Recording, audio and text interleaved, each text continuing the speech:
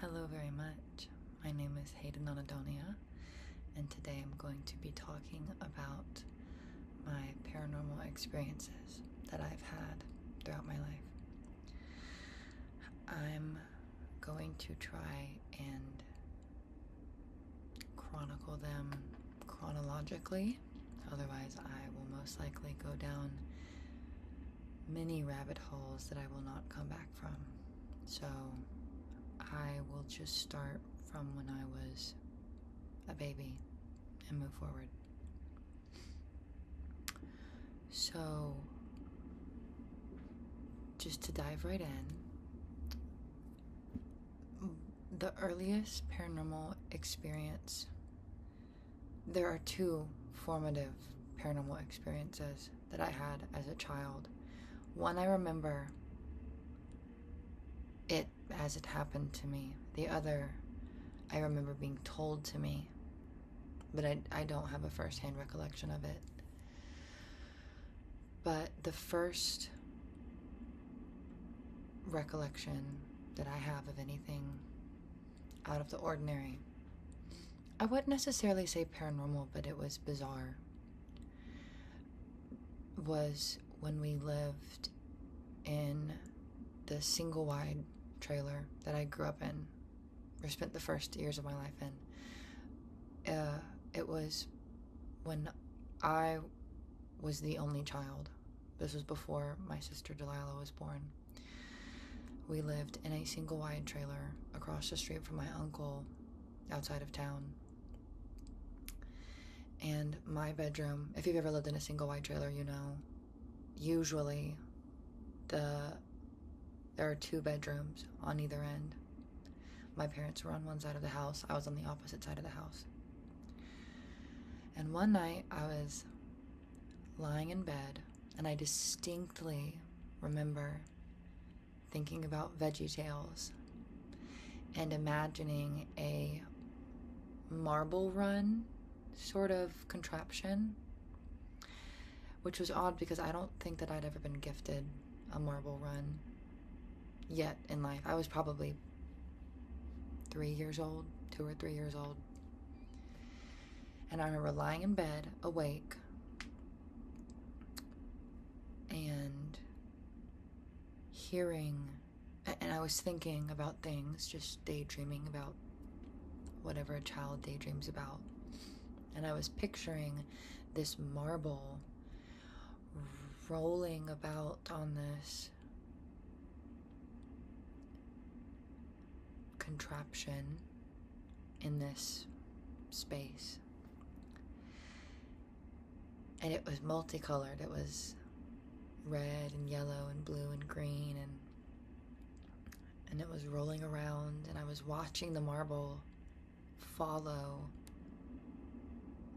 this path, and I was situated in this space, in between it, in this empty space, and I was twisting and watching the marble go around, and all of a sudden I heard someone that was not me very distinctly say my name in my head. And it wasn't me imagining myself saying my name as you would think a thought audibly, quote unquote, in your head. It was as though someone else had stepped into my consciousness and very loudly and articulately said my name to me in my own head. It was very bizarre. It's about as best as I can describe it. But then I got up out of bed. I wasn't afraid. I didn't feel afraid or threatened. But I got out of bed and I walked through the house to the other end, and I woke my mother up and I said, "Did you call me?" Or it was probably along the lines of, "Mama, why did you call me?" or whatnot. And they were both of my parents were asleep, so I just got in bed between them and went back to bed. But that was one of the earliest memories I have of something bizarre happening. And I did that a lot when bad things would happen in the nighttime. I would go get in the bed with my parents and I would lie between them And I've always had an affinity for thinking about things that are frightening or morose or whatnot. But I was always too scared to think about them sleeping alone in my bed. And so I remember kind of relegating these thoughts to only being able to think about them when I was sleeping with my parents. In between them, I felt like I was safe because I had both parents on either side of me. And then I could think about those scary thoughts, which is a bit of a rabbit hole, but I just distinctly remember feeling that way growing up. The second thing that happened at the trailer, the first trailer that we lived in, was... I'm sorry, I'm a bit sniffly today. One night, so my daddy was a truck driver when I was little, before he started working in the plant that he drove for. So when I was very little, he was a truck driver, and he would make his routes, in a semi. But as I started to get a little bit older, he wanted to be closer to me and home with his family, now that he had a child. So he started working in the plant of the company that he drove for. But when I was really little and he was driving around, one night he was coming back late from a route, and he didn't get in until about 2 or 3 in the morning. And my mom was waiting for him on the front porch, and just sat out there on the front porch. She'd put me to bed. I was asleep. And my dad got home, and they went to go inside, and the door was locked, and they couldn't get the front door open. And they ran around to the back door, and the back door was locked, so they ran back to the front door. Couldn't get in the house for about 5 to 10 minutes, and then suddenly the door just unlocked. And they went in, and they went straight to my bedroom to check on me. And I was awake. I was sitting up in my bed. I had just woken up. And they asked me if I was okay.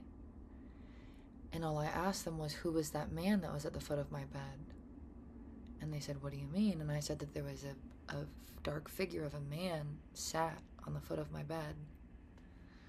And my mom always told me growing up that was my guardian angel, sat on the foot of my bed watching over me. So I always used to tell that story to people very fondly growing up. And I would always say that I had a guardian angel that was watching over me. That was that house. The second house we moved into was across town on my daddy's cousin's property. And we put a double wide on that property. And the very strange thing is, I have a lot of memories. I have a lot. I remember everything. I have vivid memories from whenever I was a little bitty baby, from the single wide that we first lived in. When I was 2, 3 years old, I have vivid memories. I remember everything about my life. I do not have any memories from this double wide, which is very strange to me. I have a couple memories, very, very tiny ones, and that's it. But other than that, I have no memories, nowhere near as many memories of the single wide that we'd lived in before. So I don't know what that is about, but the only memory I have of that house was one night my mom made tuna fish patties. And my daddy will eat anything that my mama cooks, but he does not like tuna fish patties. And I remember she put them on the table, and my daddy was on one end of the table and I was on the other end. We were staring at each other, and we both just kind of looked at each other like, I don't want to eat this. I remember one night daddy was going to Mimi and Pop's house, and he was asking if I wanted to go because he had to go pick something up. And I said, I have to put my shoes on. He said, well, hurry up and tie your shoes, or I'm going to leave without you. And I was trying to tie my shoes, but he wound up leaving because I didn't tie my shoes fast enough. And I remember sitting on the front steps of the little front porch, and I remember crying because I wanted to go to Mimi and Pop's house with him, but he left without me. And that was one of his little tough love, teach me how to tie my shoes faster moments. And then the third memory that I have from this house was we'd gone to Wild Adventures up in Valdosta, which was the nearest theme park that we would go to. And I bought this terrifying little monster thing that was on like a bungee cord, and you would bounce it. And when you would bounce it, it would bounce back up and hit your hand, and then it would make this noise and it would laugh at you. But it looked terrifying. And I remember one night laying in bed, again across the end of the house from my parents. I remember looking at it up in the top shelf of my closet through the closet door and being terrified of it, and I could not sleep because it was just staring at me.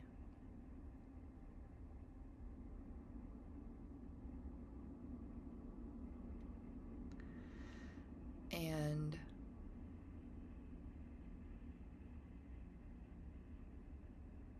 I don't really remember anything beyond that supernatural happening in that house, but my mother told me that she always hated that house because it felt very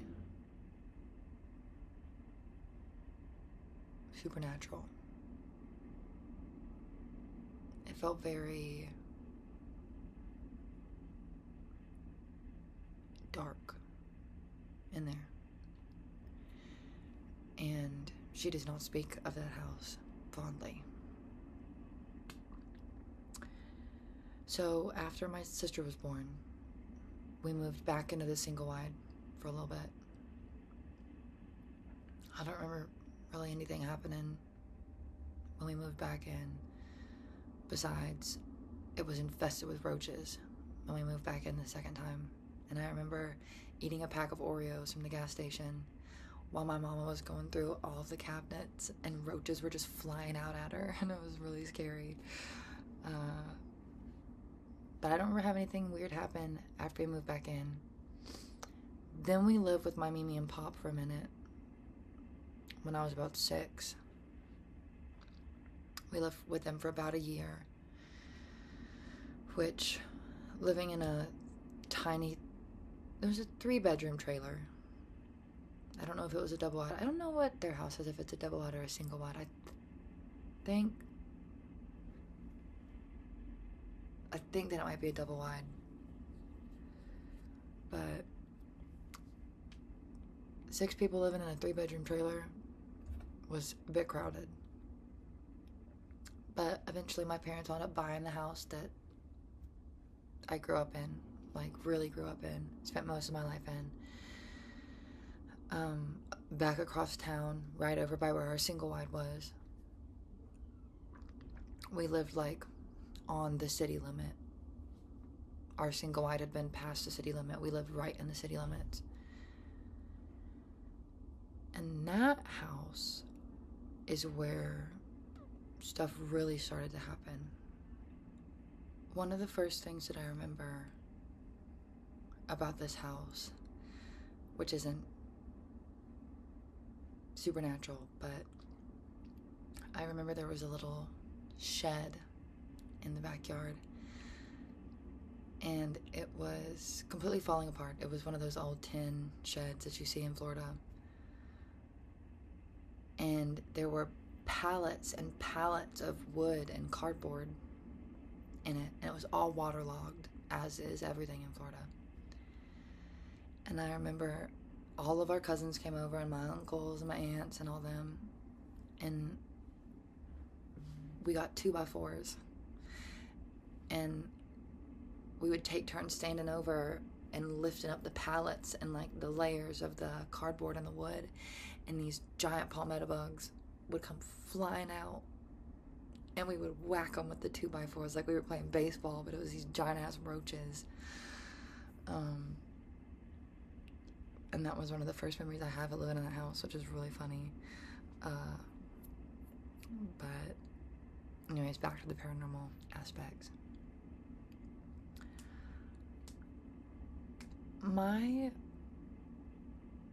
mama always told me growing up that I somehow created a chaos spirit. Those were the words that she used because of how angry I was as a teenager. And she always attributed the things that I told her to being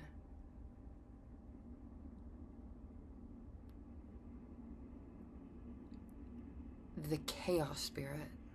Now, this chaos spirit, or whatever you want to call it, seemed to live as I experienced it, either in my closet or in the attic above my room. We didn't really have an attic. Houses don't really have attics in Florida. It's too hot. But there was a crawl space above the house. We would store Christmas decorations and whatnot up there. And when I reached about high school, maybe my 8th, 9th grade year, I started to experience strange things. Nothing insanely crazy, but there would come a period where it all started with knocking. I would hear in the middle of the night. It would either come from the wall next to my bed, which I shared with the living room, or the wall at the foot of my bed, which was outside. And I would hear this.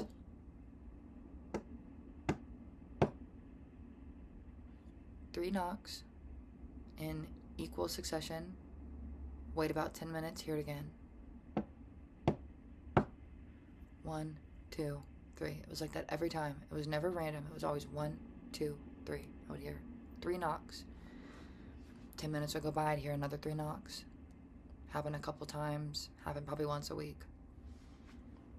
And I was always awake at that hour because I was always awake reading. I would stay up till 3, 4 in the morning reading every single night. And I would be wide awake. And I would just hear this. It would come from the wall next to me or the wall outside.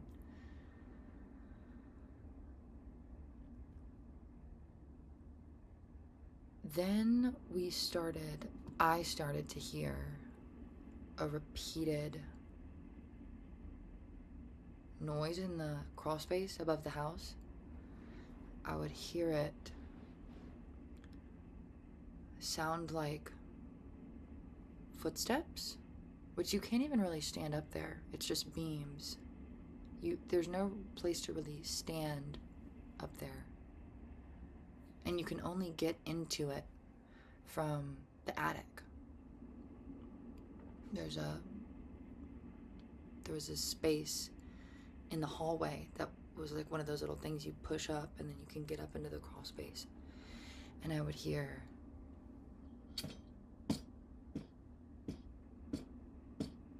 like footsteps. And then the footsteps would stop. And then right over my bedroom, I would hear a loud thud, like something heavy had fallen over. And then I'd hear a dragging noise, like something really heavy was being dragged across the ground. And it would be that every time. Step, step, step, step, step. Thud. Dragging. It's very weird. Nobody believed me until my senior year of high school, when I was commuting to the community college, a town over. I was sleeping in the laundry room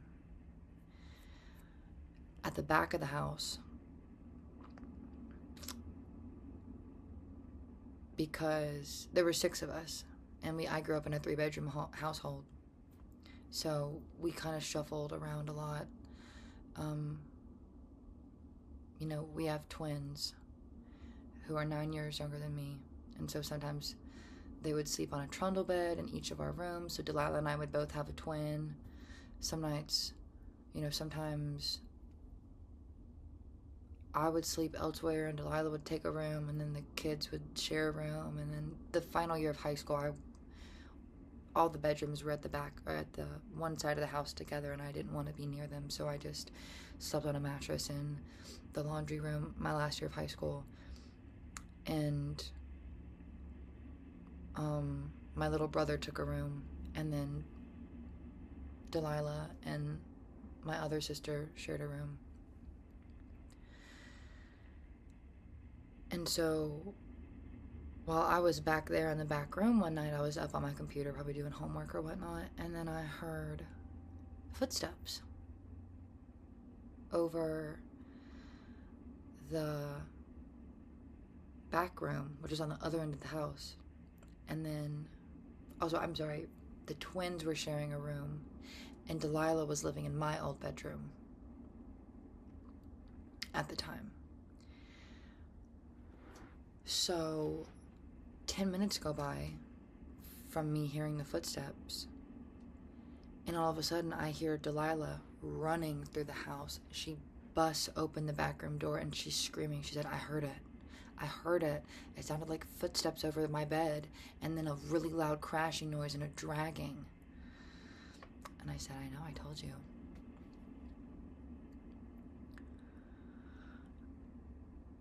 I don't have too many memories from before that. There is a weird chunk of my childhood from when we first moved into that house for maybe a couple years after we moved in, up until about 13, 14, I kind of blacked out. I don't know why. I just don't really remember those years very well. But I do remember at one point before the twins were born, when we were living there, because we had about 3 years in that house before the twins were born. And the bedroom that I had for most of my time there had this ugly shag carpet. Well, I thought it was cute, but it was the color of Sully from Monsters, Inc. And my parents hated it, so they ripped it up and they were repainting and redoing my bedroom. And so while they were doing that, I was sleeping in Delilah's room. And her bed was up against one wall, and then across the room I had a big multi-level kind of bunk bed with a desk underneath, and then the bunk bed up top. But Delilah and I would always sleep together in her bed because we would lay there and tell stories and play games or whatever, and then pass out in her bed. But one night,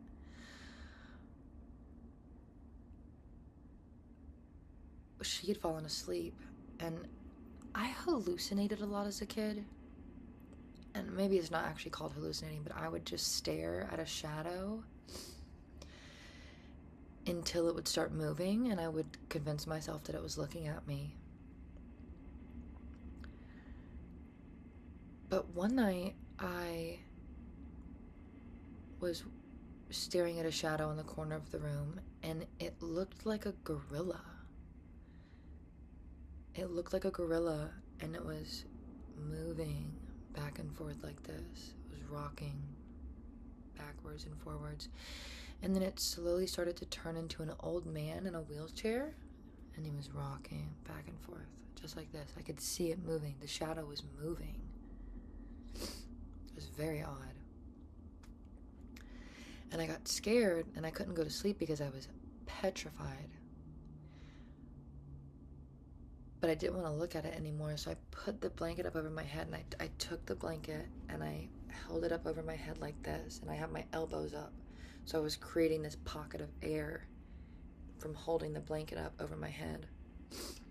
And I was too scared to move, too scared to grab my flashlight, too scared to wake up Delilah. I was too scared to do anything because I thought it would come at me. And I sat there for probably about 10 minutes, holding the blanket up. And then all of a sudden,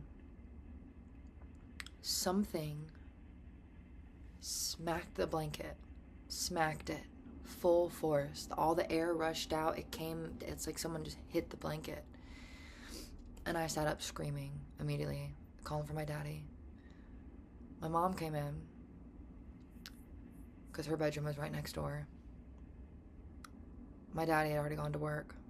Apparently it was that late in the night because he got up around 4 or 5 to go to work.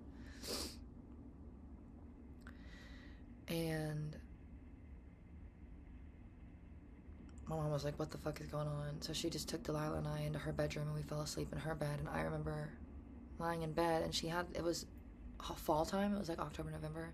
And she had these little bitty craft witches from Hobby Lobby on her curtain rod, like on the wall at the foot of the bed. And I remember staring at those, and they looked like they were dancing back and forth like this. And I remember watching them move like that as I fell asleep. So that was really scary. Also, while I was in high school, I would hang my book bag with my textbooks and my Hunger Games tote bag that I'd gotten from Walmart. And this was a heavy book bag that had like 2-3 textbooks in it. And if I put it on my closet door, on the doorknob, it would swing back and forth in the middle of the night. Usually between 2 to 4 a.m. was when I would notice it, but it would just start swinging full force back and forth on my doorknob, which I always found very strange.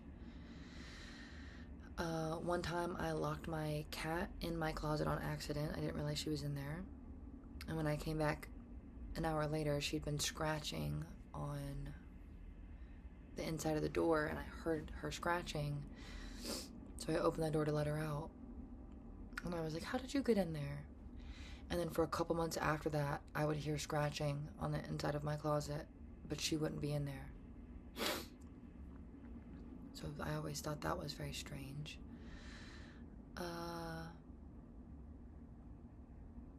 Okay, that's everything that I personally witnessed. My siblings experienced something else once I'd moved out. Mostly Delilah, but we all saw it at one point. Our dad had built us a big playhouse in the backyard. He was just a crafty man with wood. He was crafty. He was a carpenter.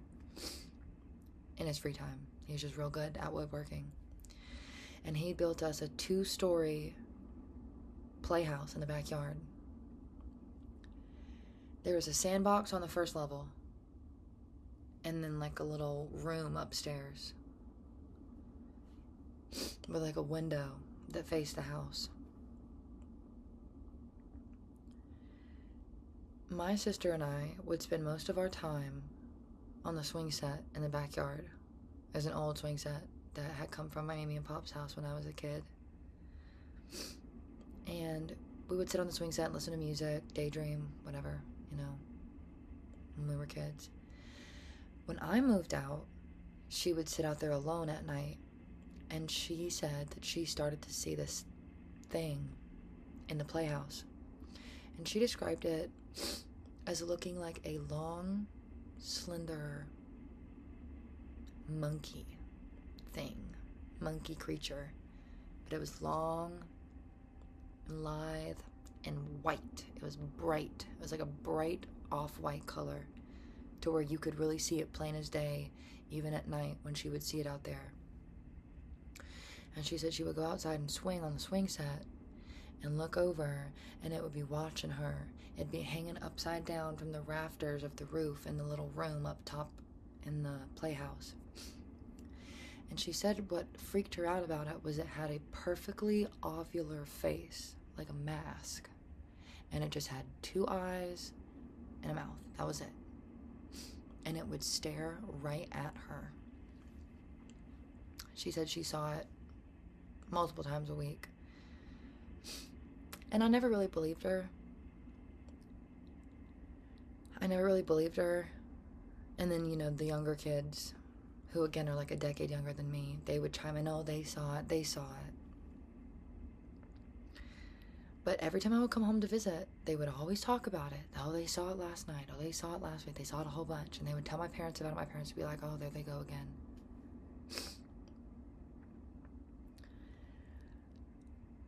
And I never saw it. for the longest time, until one night I had a dream that I got up to get water one night, because when I would go home to visit my parents, I would just sleep on the couch. Because by then, you know, the other 3 kids had taken over the bedrooms, and so I would sleep on the couch. And in our dining room, there was the back porch door, and it was one of those doors that had the 9 panes of glass, so you could see through the panes of glass outside, and there was no curtain. So I walked into the kitchen. In my dream, I walked into the kitchen one night to get a glass of water, and I looked over and through the dark, and in one of the panes of glass, this thing's face was just full in the pane. Like in that bottom left pane, its face took up the whole pane, and it was just looking at me like this.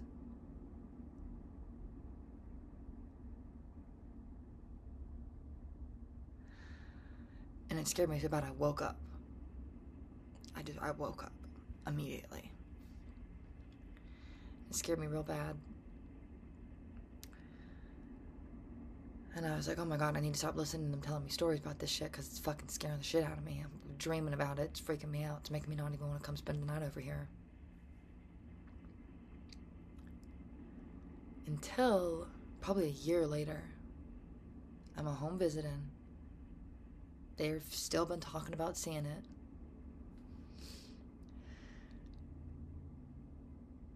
It's probably 7 or 8 p.m. The sun's gone down. I walk outside to get my cat that lives at my parents' house.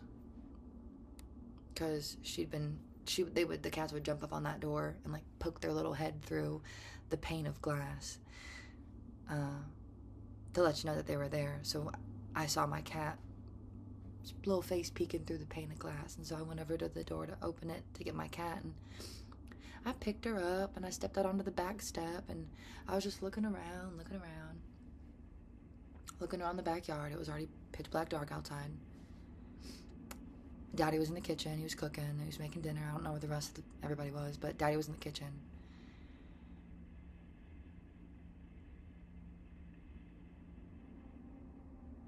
And I look over at the fort, at the window, and it was there. It was just there. Its face was in the window, and it was looking direct. Like when I looked over and noticed it, it was looking dead at me. And it was this ovular, white mask of a face, and it was staring right at me. And it looked like it was smiling. I know that sounds crazy, but it looked like it was smiling at me. I screamed immediately. I screamed for my dad to come over. He was not even 10 feet away from me in the kitchen. I screamed. I was crying. I'm very afraid of things like that. Maybe just because of my experience with them. I'm not even so much scared of other human beings or this or that. I'm scared of like things that aren't real because they terrify me because I don't understand them. And I'm very frightened by them. I'm not gonna, I was kind of hysterical for a second. I was like, Daddy, there was something up there. I saw it. I'm scared. Like it was looking at me. Next time I came to visit, that thing was torn down. He had torn the whole thing down.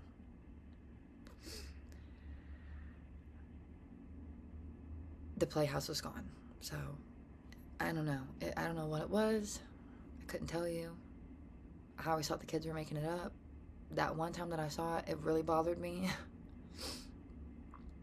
I don't know. It was weird. So, that's everything regarding the houses I grew up in, for the most part. I may have missed some small things, I don't know. But that's the big stuff that I remember. Like, that's what I usually tell people when they ask about my paranormal experiences growing up. As like a little addendum to that era of my childhood, I will say my mom had our house. I found out as an adult that my mom had our house blessed 3 times. And we don't even really do that. as Protestants. I feel like that's more of a Catholic thing, having your house blessed. But my mom called the preacher from the church to come pray over our house 3 separate times because she said our house gave her bad vibes. My mom is very susceptible to things like that. She always has been. My mom has like dreams about people before they die. My mom just knows stuff. It's weird. We always told her she was a witch growing up, which she did not like because she thinks witches are evil and she's a Christian. But we always told her she was a witch growing up because she just knows stuff. It's weird. She just has this, like, I don't even know. Our house was haunted. Everybody knew it. Everybody felt it. Her house growing up was haunted. The house that they moved to when they moved to Perry. Their house. Outside of town, out in the fucking boonies. Their house was haunted. I'm not going to talk too much about their house. That's not my story to tell. But I will say the one thing, and this pertains to me because it then happened to me. Pop and Mimi, they slept in separate bedrooms. You know, just because that's the secret to a long, happy marriage, I do believe, is having separate bedrooms when you're married. After my mom and her sister moved out, graduated, whatever, Mimi and Pop, as long as I've been alive, have slept in separate bedrooms. And they've both told me on multiple occasions that sometimes when they're lying in bed, somebody will come and sit on their bed, and they will feel the mattress depress and move as though someone is sitting on the bed when they're alone in the room. And they've always told me they're not too scared of it. It never feels like a harmful presence or a menacing thing. But it does happen regularly. My mama doesn't like to go over there because she's afraid of that house. Because it's haunted. So, I don't know. As for my daddy's house, my daddy's parents' house, Granny and Papa. After Papa died, some lights flickered. We always said that Papa was, you know, messing with us, even in death.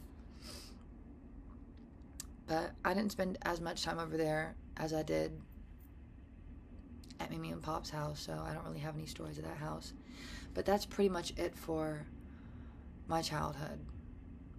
I don't really remember too much else happening outside of where I lived. You know, we spent a lot of time in the woods growing up in the middle of the night, and that was scary, but none of that was really paranormal. It's just being in the woods at night. So that's kind of it for my childhood. Then we get to my adulthood. First house was okay. First apartment. It was the very first apartment I moved into after I moved out that I lived in. Nothing really crazy there happened. Except for one time, I was butt-ass naked in the shower. And I shower in the dark. I just like to shower in the dark. It started one time because a big old hurricane came through and knocked all the power out, and I had to shower in the dark, and I realized I really liked it, so I've always showered in the dark ever since then. I just love to shower with the lights off.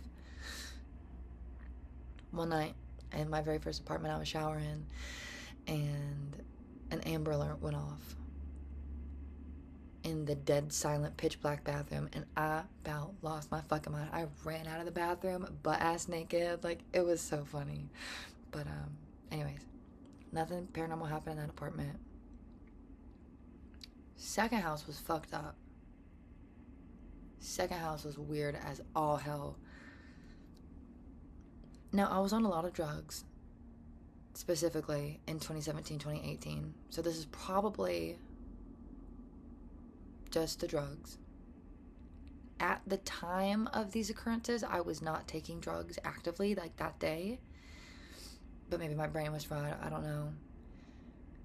So maybe this is just more of a drug-induced hallucination as opposed to paranormal. One night, I was listening to music, hanging out with my best friend that we lived together, we were roommates. And my bedroom was at the back of the house, the back of the hallway. She went to the kitchen to make herself a sandwich because she was hungry. And I was sat on my bed, and the door was wide open to the pitch black hallway. And in the doorway, I watched a form of a man materialize as though it was being built out of sand. I know that sounds fucking insane, but it's like, it's almost as if somebody had built a sandcastle of like a life-sized sandcastle of a man, and then it fell apart. It was as if you were watching it fall apart in reverse. Like sand was just coming up and building this figure of a man. And I just remember sat on the bed and I was like I was just watching it happen. It was crazy. I didn't move. I didn't say anything. I didn't know what to do. I was like, what the fuck is going on? And then it just bloop, fell back apart immediately. And then my best friend walked back in and I was like, dude. So I don't know what that was about. That was about the only weird thing that happened in that house that I remember. Although there were multiple nights when she would be working late and I would tweak because I'm very paranoid about stuff all the time. So paranoid. Like I'm very easily spooked. And I think she was like at her parents or working late. She was not at the house that night. And multiple times I would just get this awful, awful feeling like something was in the hallway on the other side of my bedroom door, and I would get so scared. I would psych myself up so bad, and I would get so scared. I would take my keys. I didn't even want to put my feet on the floor because I was afraid. And I would crawl out my bedroom window and run to my truck in the driveway and drive to Waffle House, and I would sleep in my truck in the Waffle House parking lot till the sun came up because I was so scared. I did that all the time because I'm a fraidy cat. One thing that I thought was haunted in that house was there was a sound of something moving and crinkling plastic, it sounded like, or paper, somewhere in my room next to my closet, and I couldn't figure out where it was coming from until about 6 months into that lease. I discovered there was a possum coming up from under the floorboards, and it was eating pecans in my closet, and I thought it was a ghost, which was really funny for the longest time. But yeah, that was something I thought was paranormal in that house, but it was not. So that was the second house. Third house was fine. That was when I lived on that car lot. And nothing too bad happened at the car lot house. I don't remember. I don't think anything happened there. That was a cool house. I liked that house. Fourth house that I lived in Tallahassee was a duplex. And the girl in the duplex next to us, she worked at like a weed store. She told us the two guys who lived there before us were like crack dealers, and it was a trap house or something. They were selling fucking crack. Smoking crack, I don't remember. There was crack going on in there. There were like holes in the floor. It was a nasty duplex, but I loved it. It was fun. That was the last place I ever lived in Tallahassee before I moved back. And Salem and I lived there together. And before Salem moved in, because she moved in like a week and a half after I did, and I would ask my friends to come stay with us because, you know, I was just scared. I just got bad vibes. Upstairs was Salem's bedroom. You could only get up there through one really narrow staircase. And then there was a bedroom and a bathroom and a closet and one single tiny little window. And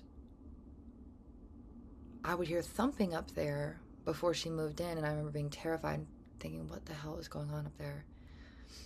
Throughout the time we lived there, I would always get these really bad vibes and see what I thought was a shadow of a woman standing in the corner of the living room. But nothing ever too crazy happened in there. I just always had a strange vibe, except for the fact that all of the cabinets in the kitchen would open randomly. They would just open. And we always blamed Salem's partner. And because I knew I didn't do it, she didn't do it. So we were like, oh, it must be, you know, our third roommate that kept leaving them open. Until her and her partner moved out. And I had another week there, or I had another couple weeks there before I moved up to Indiana. But I wound up moving in with my best friends and staying with them the whole time because I could not be there alone, because one night we were having a sleepover after everybody was gone. And we were hearing thumping coming from the attic bedroom, even though all the doors were locked, but it was very distinct footsteps. And so we went up, we took my gun up there. We went up there with a gun, and we're looking around. There was nobody up there. There was nothing. We go back downstairs, go back into my bedroom, hear thumping again. Leave my bedroom, because my bedroom opened up to the kitchen. I left my bedroom, walked into the kitchen, every single cabinet door wide open. Every single one of them was wide open. And we had just gone to my room not 5 minutes before, and they were all closed. So I said, you know what, fuck this. I called my friends. I said, listen, I gotta come over. I went over to my friend's house. I lived with him for 3 weeks before we moved out, because I was like, I can't do this.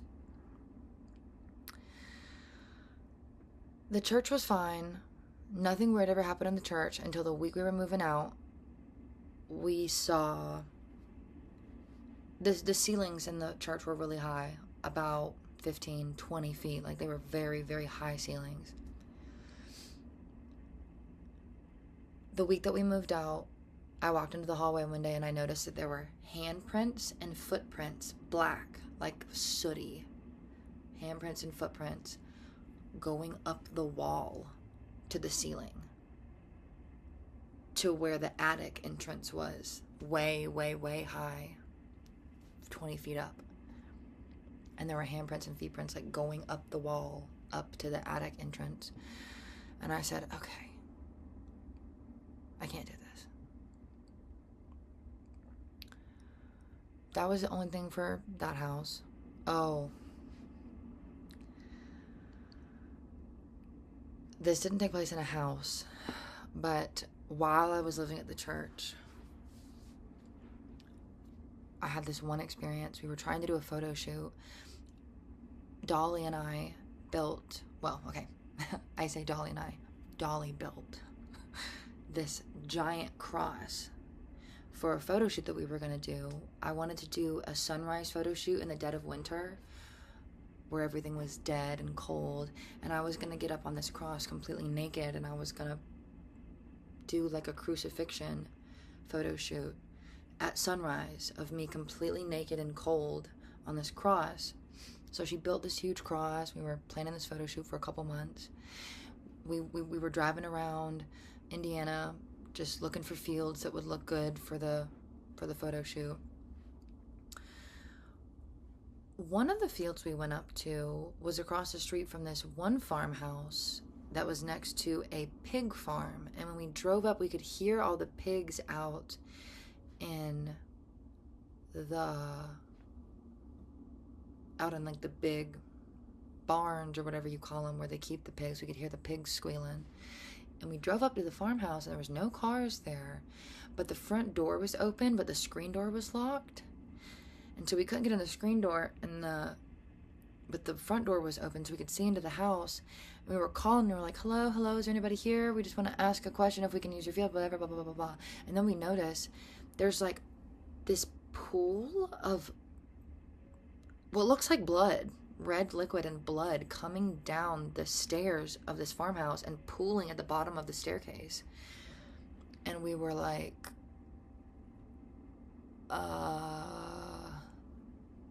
okay. So we just left. We took off. We said, we're not even trying to get into all that. So we wound up finding this other hill about 30 minutes south of where I lived. It was by Connorsville. It was called Elephant Hill. I wasn't with Dolly that particular day when she asked the farmer if we could use the field, but he said it was okay. He just said, leave the field like you found it. Don't disturb anything out there. We said okay. So another one of my friends had come into town because we were going to do the photo shoot before we took off for a road trip back down to Florida for Thanksgiving. So my friend from Florida had flown up and was going to ride down with us. And she's a photographer, so she brought her camera. So the three of us were going out there that night before the photo shoot. And we were going to go ahead and plant the cross. We were going to go and dig the hole and bury it in the ground so that we could get it ready, so we could just go to sleep, get up before sunrise, go out there. so we didn't have to do all that work the next morning. We pull out there. We pull onto the field. We get out. We drag the cross up to the top of the hill. Helen stays out there with her camera. Dolly and I walk back down to the truck. Now, it's freezing. It's like fucking 21 degrees outside. We get back to the truck at the base of the hill. So there's like the hill, the slope, the truck, and then the road that goes next to it. It's like this little bitty road that goes right next to it.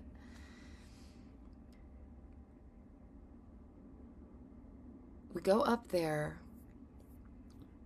or we go down there to get the shovels out of the truck. We pull the shovels out, and Dolly all of a sudden looks at me and goes, "Do you smell that?"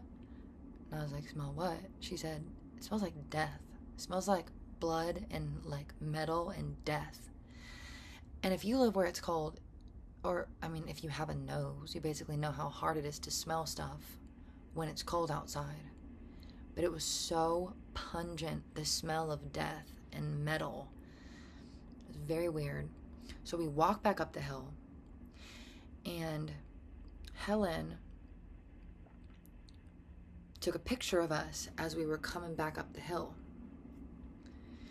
Like right as we were getting to the top of the hill.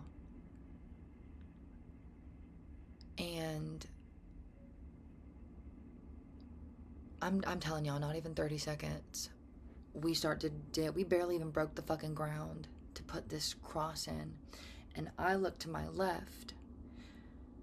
And so if I'm looking this way, the truck and the road and the hill is down that way. So I'm looking perpendicular, 90 degrees, down the hill. And it's just field. It's just field that goes on forever in that direction. And I'm looking at it, and I look down the hill, and you know when something's really dark and far away, you almost have to look to the side of it to see it in your peripheral instead of looking directly at it. I saw what looked like a man, like the figure of a man, directly out that way, but I couldn't quite see it, so I had to look to the side of it and see it out of my peripheral. But I could tell that there was something out there. It looked like a man's head and a man's shoulders. So I was like, "You guys," I was like, "what is that?" It's probably like 10 or 11 o'clock, so it didn't make sense for somebody to be out there.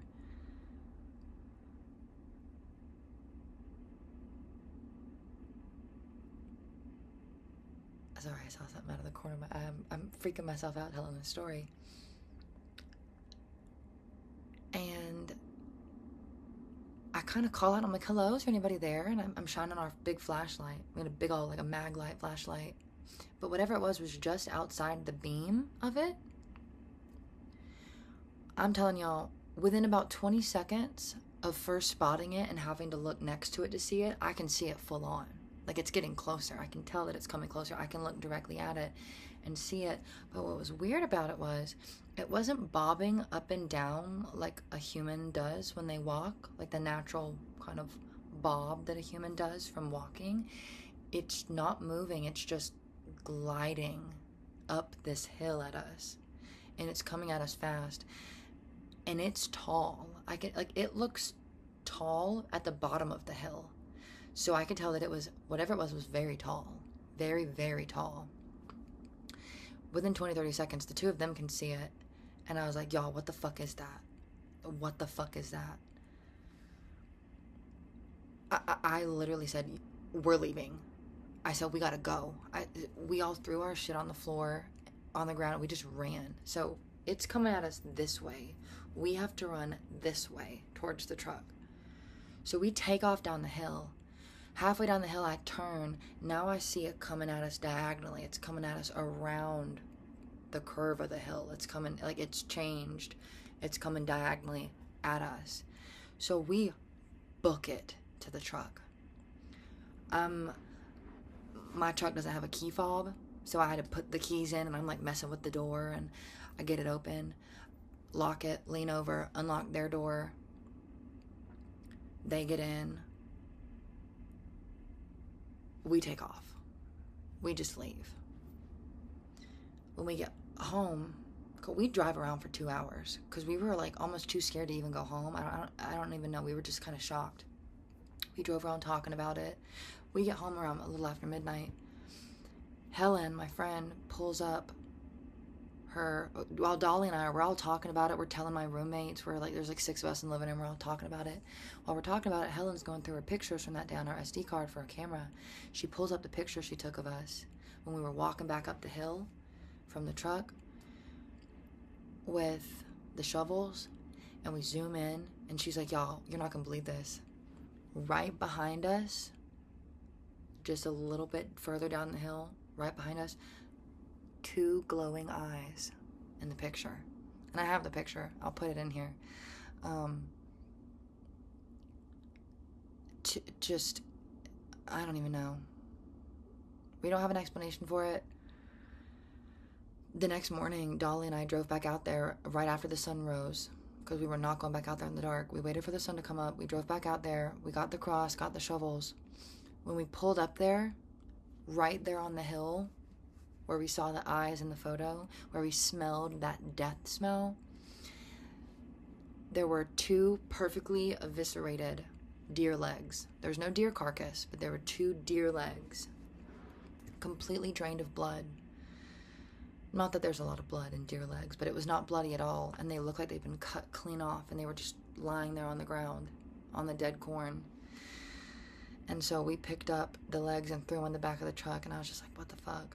And those deer legs sat in the back of my truck for years. But yeah, I don't know. It was weird. It was a very weird experience. I felt as though maybe it was God telling me that I should not be attempting to commit the blasphemy of a crucifixion photo shoot. I don't know. I told all my friends, I said, y'all, maybe we need to start acting right and not behaving the way that we behave while living in a church, because I think God's trying to tell us something. Like, it was really funny. I went full freak out. I don't think anything else too particularly spooky happened. My leg is bleeding, sorry. Too particularly spooky happened while we were living at the church. I don't really remember anything else happening other than, the general kind of ookums spookums of living in the Midwest. But then we moved to Alabama, Delilah and I. This was probably the most aggravated occurrence of paranormal activity I've ever experienced, or maybe paranormal, whatever, weird shit. The week that we moved in, my parents helped us move in because it was close to my, hometown. It was like 2 or 3 hours away, so my parents came up to help us move in. And they stayed in the back bedroom that was first my studio when we first moved in, and then became Salem's bedroom whenever Salem moved in, halfway through the lease.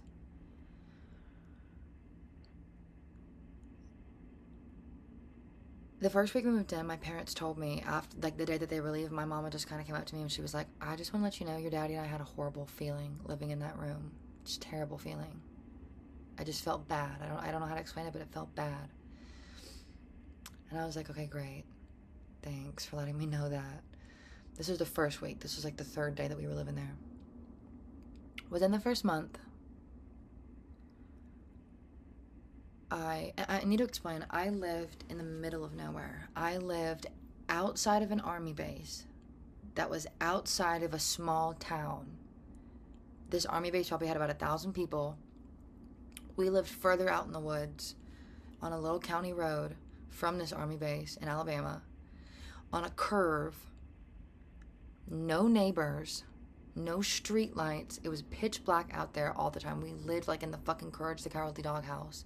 The nearest people were down the road, across the road, but you couldn't see them from the front yard.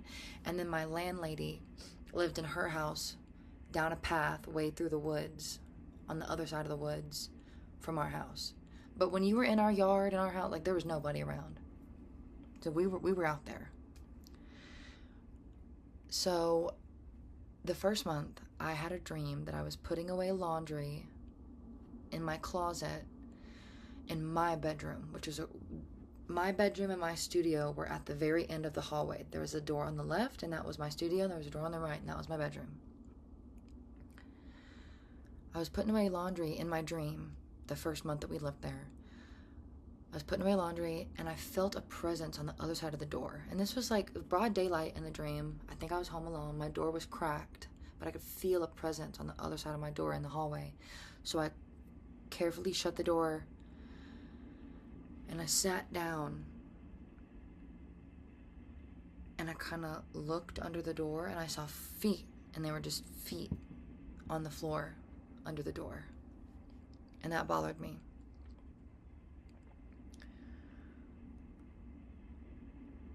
I had sleep paralysis for the first time in my life ever. My sister gets real bad sleep paralysis. I do not. I've never had it before except for that one time. About halfway through living there, this was right before Salem moved in, I was asleep in my studio because I had a spare bedroom in there, or a spare bed. I was asleep in the spare bed in my studio. I'd been working late. And I felt a presence in the doorway. And I could feel, even though I was rolled over facing the wall, I could feel someone was behind me standing. And I could kind of see them almost from like an omnipotent viewpoint in my dream. I could tell that they were behind me, and I was awake, but I could tell that someone was standing behind me, and I was home alone, and I had to kick my leg up over myself to wake myself up out of the dream or whatever, the sleep paralysis. And then the figure was gone, but like I felt the presence of someone in the room behind me. The last month that we lived there, right before we moved, my sister had already moved out. It was just me and Salem. We were back there in her bedroom, which had been my studio.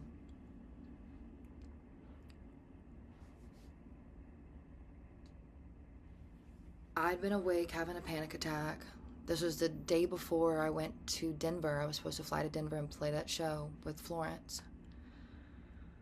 And my house got broken into. I was sat on the bed. And now, listen, the house that I lived in Alabama was old, and all the doorknobs did not click. They did not lock. They didn't even latch. They just didn't do anything. Like, you just had to push the door closed, and you could just push it back open. It didn't latch. It didn't lock. It didn't do any of that.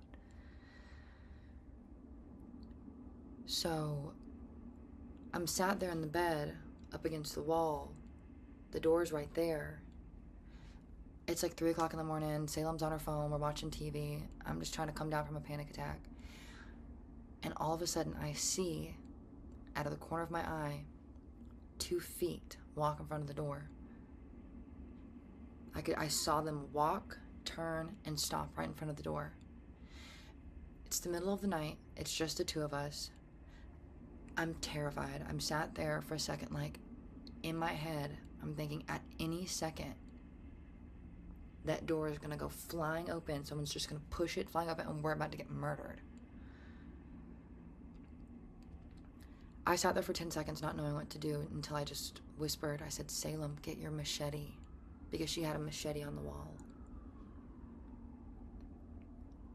And she said, "What?" I said, "Get your machete." And when I said it the second time, I said it a bit louder. And then as I said it, I watched the feet disappear quickly back down the hallway under the door.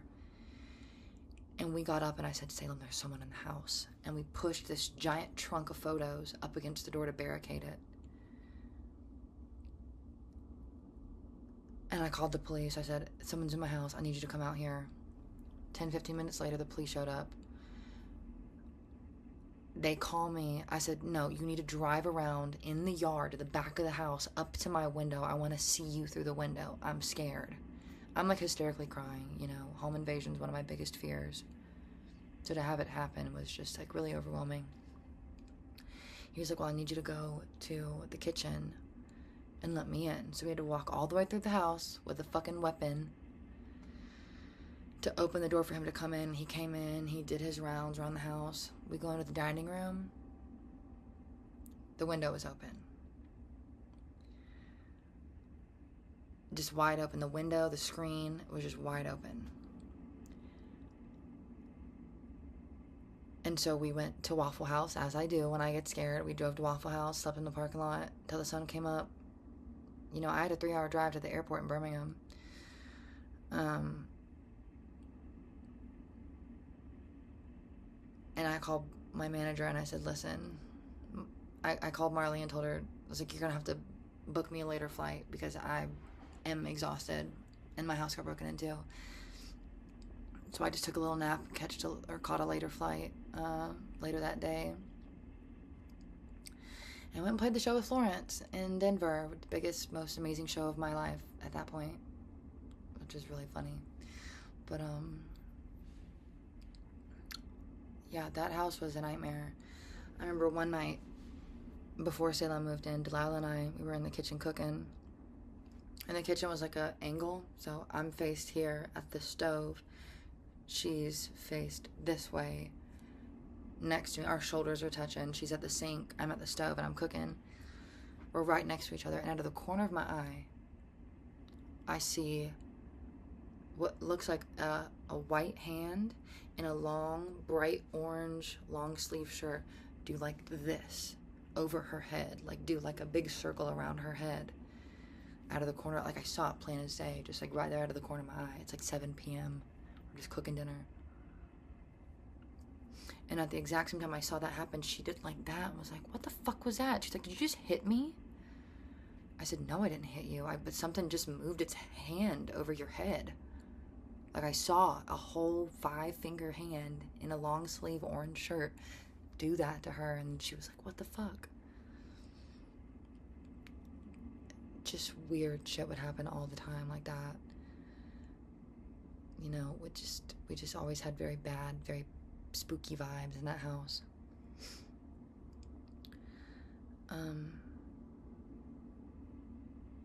But yeah, I don't know, that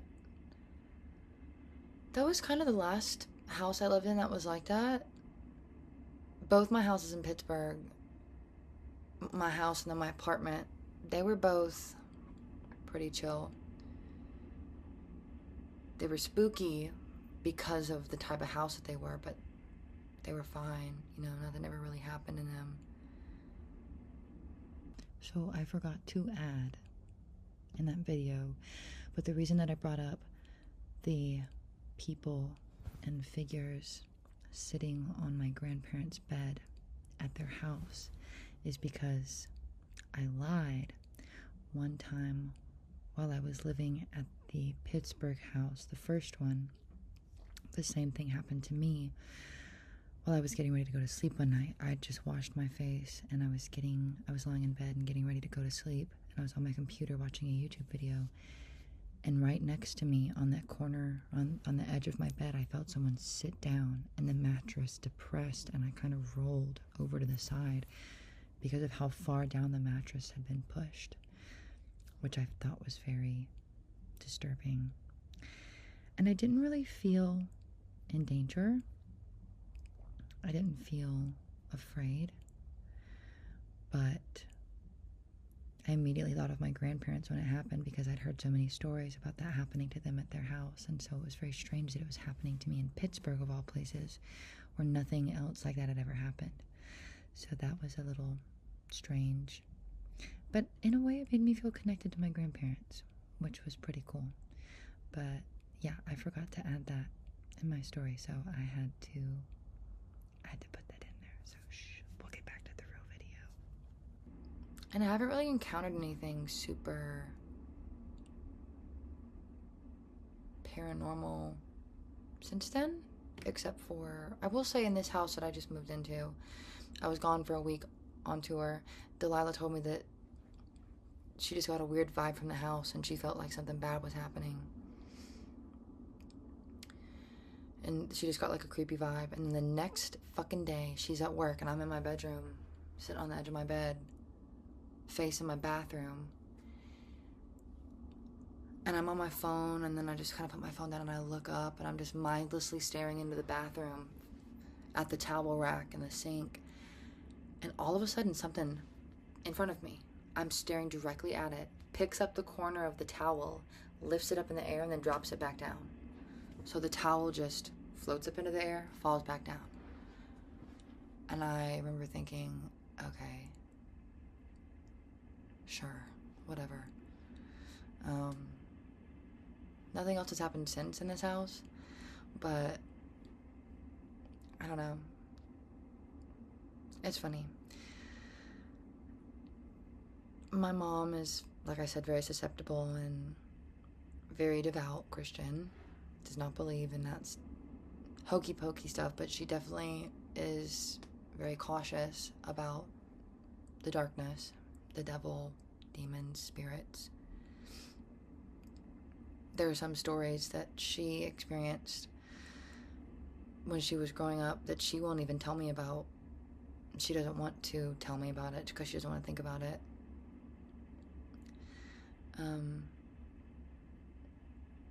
To this day, I still don't even know. So I don't know. Seems like everybody in my family just is either fucking schizophrenic or we got ghosts or something. I've had a couple friends that I've met who are very spiritual, and immediately upon meeting me, they say, oh, you've got something attached to you. You've got something on your shoulder, on your back. You've got something following you. And I've just kind of laughed and been like, yeah, you have no idea. I'm not extremely superstitious. I don't attribute everything to ghosts and ghouls and spirits. I'm not a skeptic, but I'm not necessarily a extremely willing believer either. All I know and can put faith in are my own personal experiences, whether physical or psychological. I am a very anxious person, and I'm very skittish and easily frightened. But I also cannot deny the things that I've seen and heard, physical stimuli that have happened to me or around me. So I don't know. I don't really quite know how to explain away all the things that I've seen throughout my life in my varying degrees of my grip on reality, which I'm convinced is deteriorating as I get older, but it is what it is. But yeah, those are my most noteworthy experiences with the paranormal, the otherworldly, whatever you want to call it. That is life as I have experienced it, and those are the things that I've been through, and those are the things that haunt me. And I'm sure I have many more ahead of me. I'm only 26. I'm sure there will be many, many more things to frighten me in this lifetime. But yeah, thank you so much for listening to me ramble about my ghosts and ghouls. I will make an update to this video in a couple years if anything crazy happens. But until then, that is kind of all I can think about at the moment. So again, thank you very much for watching. My name is Hayden Anadonia, and it's been a pleasure. So thank you very much. Until next time.